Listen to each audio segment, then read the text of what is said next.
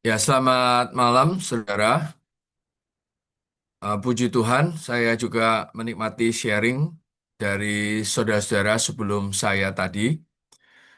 Saya mencoba untuk membantu bagaimana membuat topik besok menjadi lebih sederhana dan bisa lebih diimplementasikan. Karena pemberitaan firman yang kita sampaikan terutama adalah untuk membawa kaum saleh bukan sekedar menikmati firman tersebut, tetapi firman itu memberi dampak kepada kehidupan kaum saleh dan ini adalah bagi pembangunan tubuh Kristus. Dan besok adalah hari Tuhan yang spesial karena adalah hari Tuhan pertama di tahun 2026. Dan eh, topik yang kita akan sampaikan besok sekiranya juga bisa menjadi resolusi bagi seluruh gereja-gereja di Indonesia, seluruh kaum saleh di Indonesia, bagaimana kita mengisi hari-hari kita untuk tahun 2026 ini. Kita kembali ke dasar dari ayat Alkitabnya adalah Injil Matius pasal 5 sampai 7. Tiga pasal ini adalah pembicaraan Tuhan secara pribadi, secara khusus kepada murid-murid Tuhan di awal ministry Tuhan di bumi.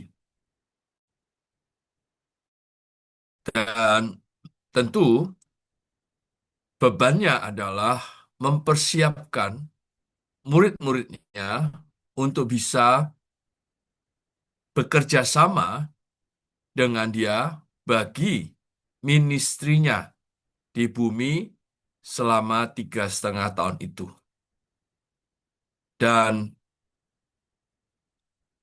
topik pembicaraan Tuhan selama tiga pasal ini yaitu mengenai undang-undang kerajaan surga. Bagaimana kita sebagai warga kerajaan surga hidup menurut undang-undang kerajaan surga. Dan di awal pasal 5, khususnya ayat 1 sampai 12, itu berbicara mengenai hakiki umat kerajaan. Jadi hakiki ini adalah berkaitan dengan apa adanya kita, susunan kita sebagai warga kerajaan.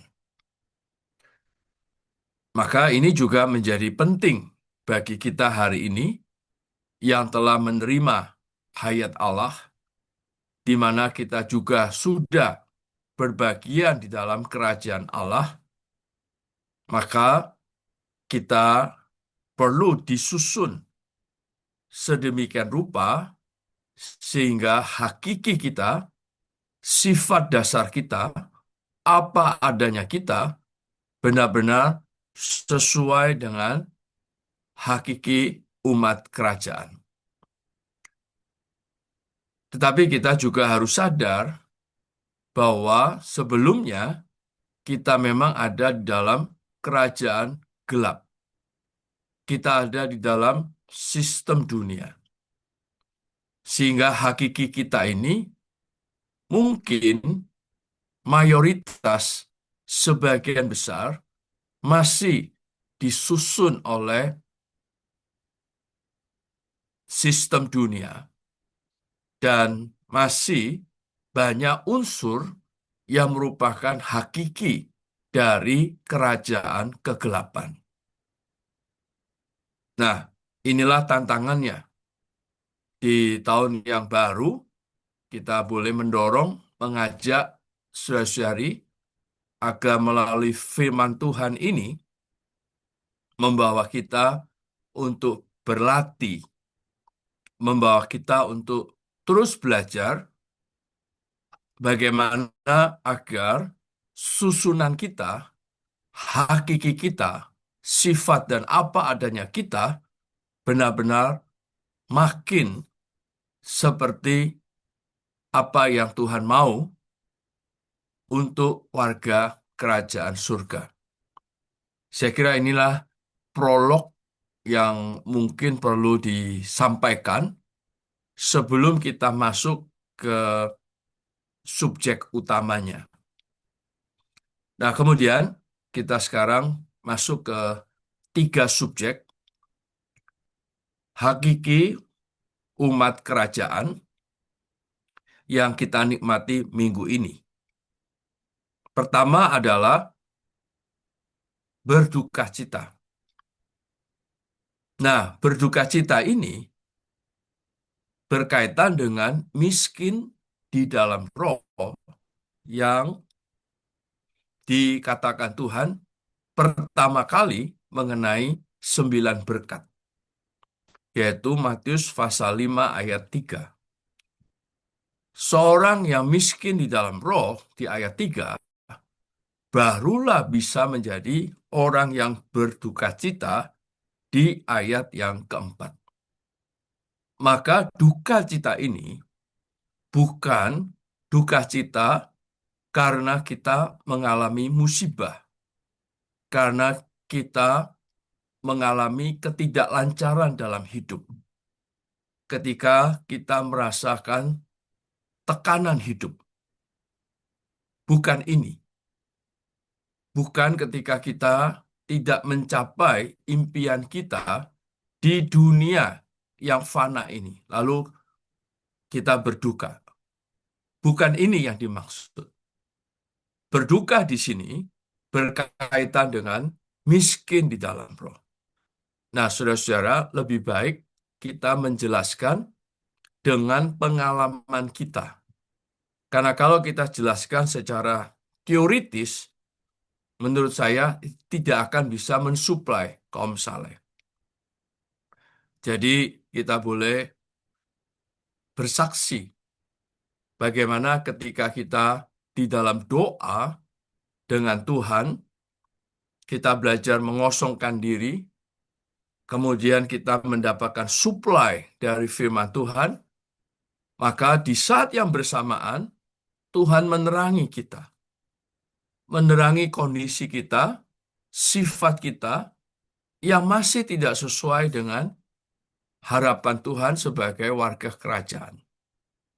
Di mana kita masih memiliki sifat-sifat yang jahat, yang rusak, yang memberontak. Disitulah kita berduka. Maka duka cita ini membawa kita bertobat, membawa kita mengaku dosa. Dan pengampunannya itu menjadi penghiburan kita. Maka janji Tuhan, orang yang berduka akan dihibur. Kalau kita bertobat, mengaku dosa, yang mengampuni kita, itu adalah penghiburan yang luar biasa. Nah, sekaligus di dalam doa seperti ini, Tuhan juga menerangi kita untuk berduka terhadap mungkin anggota keluarga kita yang belum beroleh selamat. Teman-teman kita yang belum beroleh selamat. Sehingga di dalam kita muncul hutang Injil. Dan untuk inilah kita berduka. Maka kita datang lagi kepada Tuhan, berdoa syafaat untuk mereka.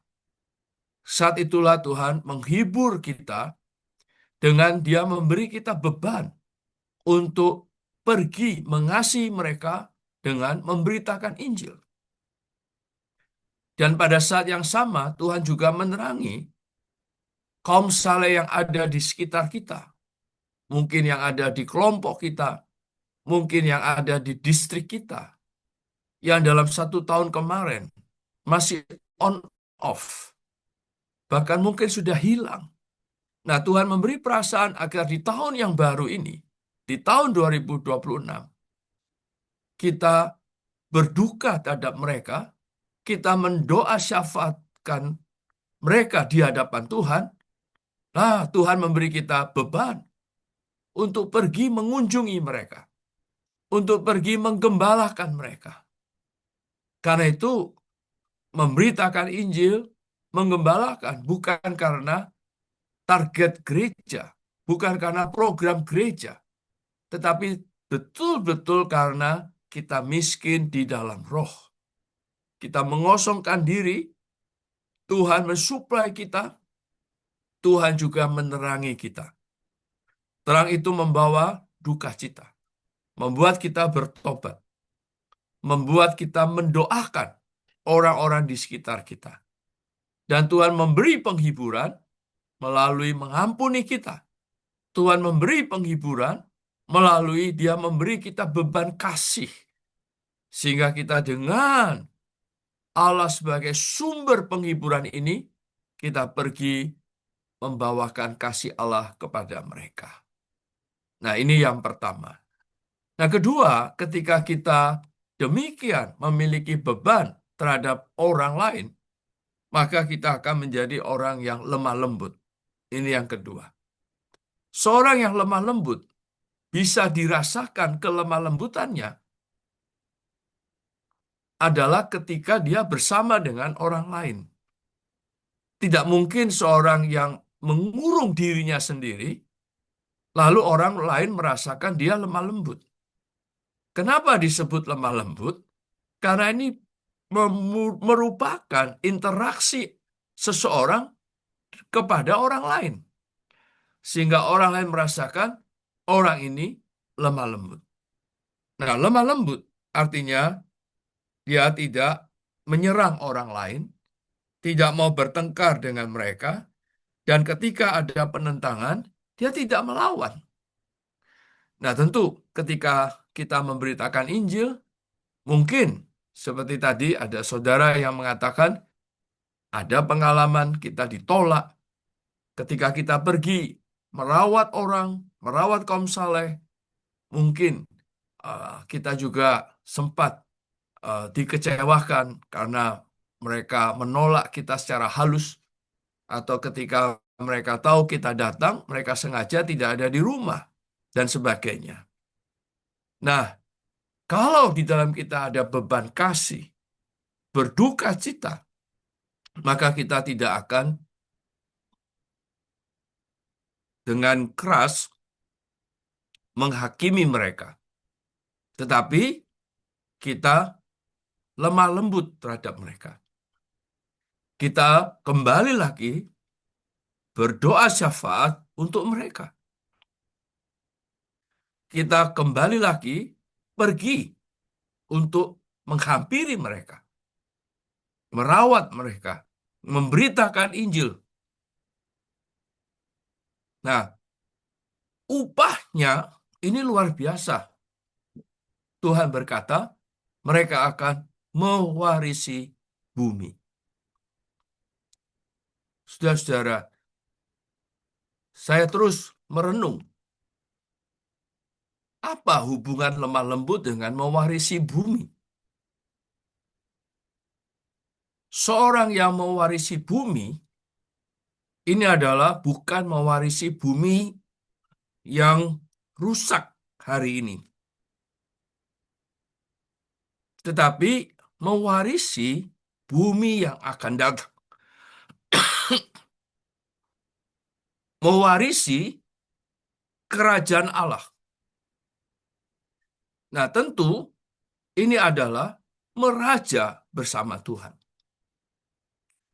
Dan ketika kita meraja bersama Tuhan, yang banyak yang kita kerjakan adalah menggembalakan. Karena itu ini sangat make sense, sangat logis. Ketika kita berbeban terhadap orang lain, maka pahalanya adalah mewarisi bumi. Seperti perumpamaan Tuhan memberi pahala kepada hamba-hamba yang setia, yang menggandakan talenta mereka, Maka Tuhan memberi, ada yang 10 kota, ada yang beberapa kota, dan kota itu menunjukkan mereka memiliki sebuah wilayah untuk mereka warisi sebagai pahala mereka. Karena itu, ini harus menjadi resolusi yang terbaik di awal tahun 2026. Kita harapkan setiap kaum saleh bisa mempersembahkan diri di awal tahun ini untuk betul-betul berbeban terhadap orang lain, berduka cita, lalu lemah lembut, membawa mereka kepada Tuhan, dan pahala itu yang Tuhan berikan kepada kita sungguh tidak bisa kita bayangkan karena terlalu luar biasa, yaitu mewarisi bumi. Dan orang yang demikian, yang terakhir, yang ketiga, adalah pembawa damai. Orang yang membawa damai ini adalah yaitu mendamaikan sesama manusia dan terlebih mendamaikan manusia dengan Allah. Nah, orang-orang yang demikian disebut putra-putra Allah. Artinya, mereka adalah orang yang disusun oleh hayat Allah dan sifat ilahi Allah Bapa. Karena Allah Bapa adalah sumber damai sejahtera. Dan ketika Tuhan datang di bumi 2000 tahun yang lalu, dia adalah pembawa damai. Nah, ini menunjukkan bahwa proses dari anak menjadi putra ini perlu pertumbuhan hayat sampai dewasa. Maka kita akan menjadi ekspresi Allah. Dan ekspresi itu yang kemudian mendatangkan damai sejahtera bagi orang lain. Sehingga orang-orang di sekitar kita, karena keberadaan kita, mereka ada damai. Ini bahasa Inggrisnya adalah peacemaker. Nah, jangan karena keberadaan kita, lalu kita menjadi problem maker. Tapi harus menjadi peacemaker. Karena kita membawakan Allah. Nah, saudara-saudara, harus kita juga ada resolusi. Bagaimana kita mulai dari unit terkecil, yaitu keluarga kita. Semoga resolusi tahun 2026, semua pasangan, baik suami, istri, penuh dengan damai.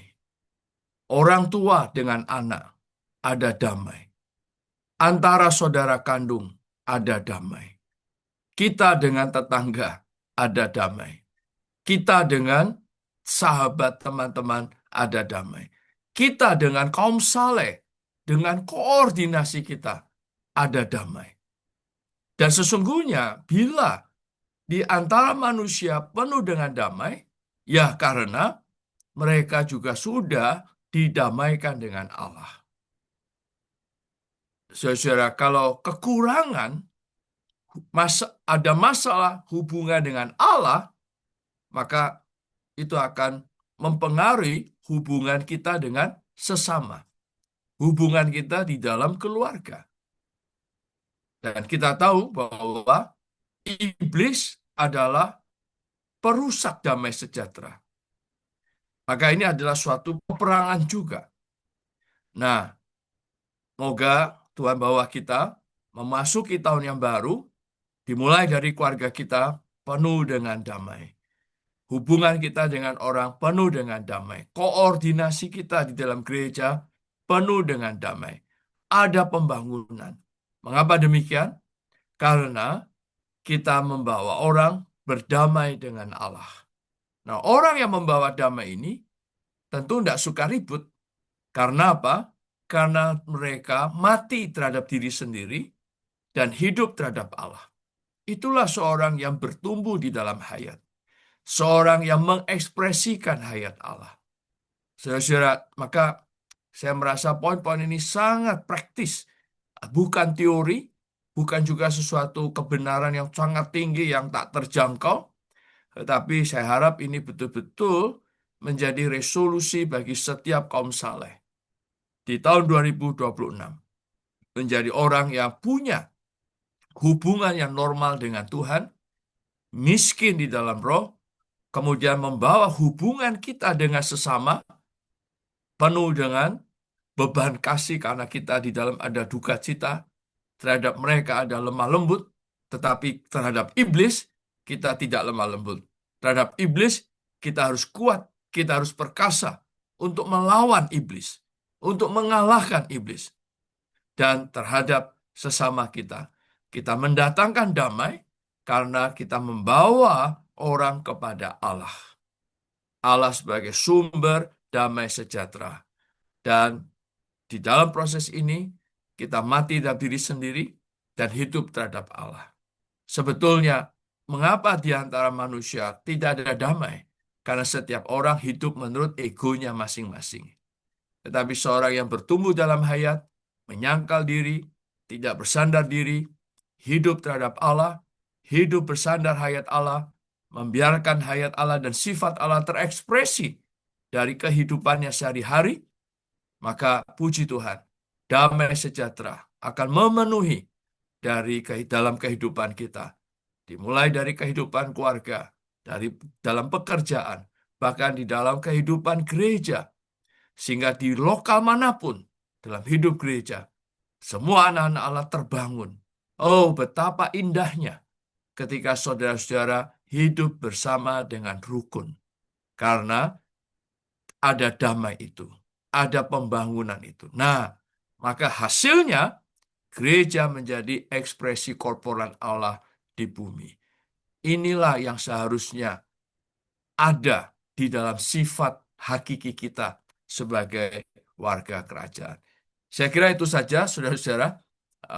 Karena semakin kita mendoakan, semakin kita cerna, saya yakin Tuhan pasti mengurapi kita dengan kaya, dan saudara-saudara lebih baik memberi banyak contoh, pengalaman, kesaksian-kesaksian, sehingga terakhir membawa seluruh kaum saleh mempersembahkan diri untuk resolusi tahun yang baru, tahun 2026 ini. Dan moga 1 tahun ke depan, kalau kita betul-betul tekun berlatih demikian, saya yakin di tengah-tengah kita akan ada banyak berkat, akan ada kebangunan rohani. Puji Tuhan, Tuhan memberkati. Saya kembali ke Saudara Oki.